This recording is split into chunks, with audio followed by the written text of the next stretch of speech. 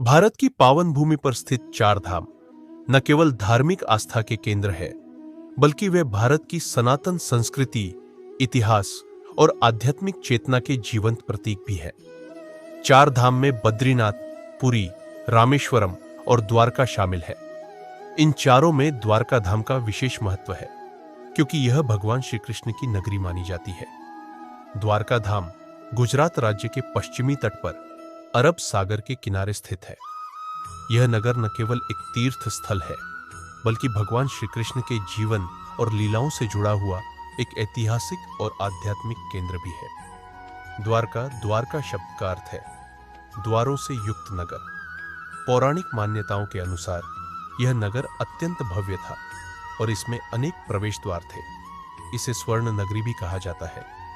द्वारका को कृष्ण की राजधानी माना जाता है, जहां भगवान श्री कृष्ण ने मथुरा छोड़ने के बाद अपना राज्य स्थापित किया था। महाभारत और श्रीमद् भागवत पुराण के अनुसार जब मथुरा में कंस और अन्य शत्रुओं के कारण यादवों का जीवन संकट में आ गया, तब भगवान श्री कृष्ण ने समुद्र के किनारे एक सुरक्षित नगर बसाने का निर्णय लिया। विश्वकर्मा की सहायता से समुद्र से भूमि निकालकर द्वारका नगरी का निर्माण किया गया।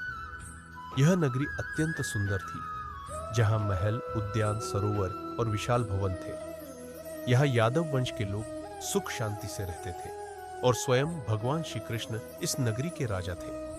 द्वारका धाम का सबसे प्रमुख आकर्षण है द्वारकाधीश मंदिर, जिसे जगत मंदिर भी कहा जाता है। यह मंदिर लगभग 2500 वर्ष पुराना माना जाता है। मंदिर की ऊंचाई लगभग 72 मीटर है और इसमें 5 मंजिलें हैं। मंदिर के ऊपर लहराने वाला ध्वज प्रतिदिन बदला जाता है, जो श्रद्धालुओं के लिए विशेष आस्था का विषय है। कहा जाता है कि जब तक मंदिर का ध्वज लहराता है, तब तक द्वारका की आध्यात्मिक ऊर्जा बनी रहती है। द्वारका केवल एक नगर नहीं, बल्कि भगवान श्री कृष्ण की कर्मभूमि है। यहीं उन्होंने राजधर्म निभाया, भक्तों की रक्षा की और अधर्म का नाश किया। रुक्मिणी माता से विवाह, सुदामा का आगमन, यादवों का शासन, ये सभी घटनाएं द्वारका से जुड़ी है।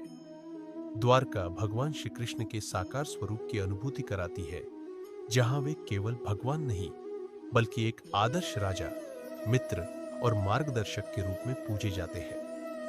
पौराणिक कथाओं के अनुसार भगवान श्री कृष्ण के पृथ्वी से प्रस्थान के बाद द्वारका नगरी समुद्र में समा गई। आज भी समुद्र के भीतर प्राचीन द्वारका के अवशेष पाए गए हैं।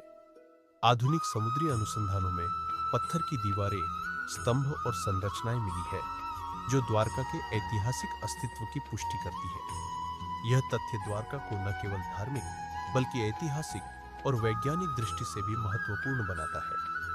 द्वारका धाम में कई अन्य पवित्र स्थल भी हैं। रुक्मिणी देवी मंदिर, भगवान श्री कृष्ण की पत्नी रुक्मिणी को समर्पित गोमती घाट, जहां श्रद्धालु पवित्र स्नान करते हैं।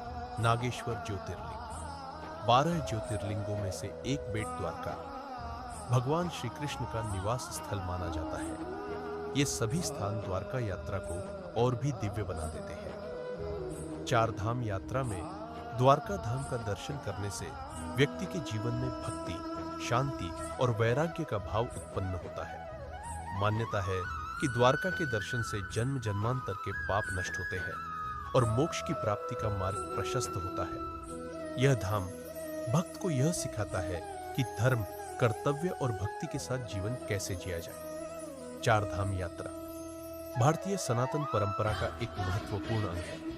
द्वारका धाम पश्चिम दिशा का प्रतिनिधित्व करता है और भगवान श्री कृष्ण के माध्यम से कर्मयोग और भक्ति योग का संदेश देता है। जो भी श्रद्धालु चार धाम यात्रा पूर्ण करता है, उसका जीवन आध्यात्मिक रूप से समृद्ध हो जाता है। द्वारका धाम केवल एक तीर्थ नहीं, बल्कि सनातन संस्कृति की आत्मा है। यह भगवान श्री कृष्ण की लीलाओं, उनके आदर्शों और उनके दिव्य संदेशों का जीवंत प्रमाण है। समुद्र के किनारे स्थित यह पावन नगरी आज भी भक्तों को अपनी ओर आकर्षित करती है।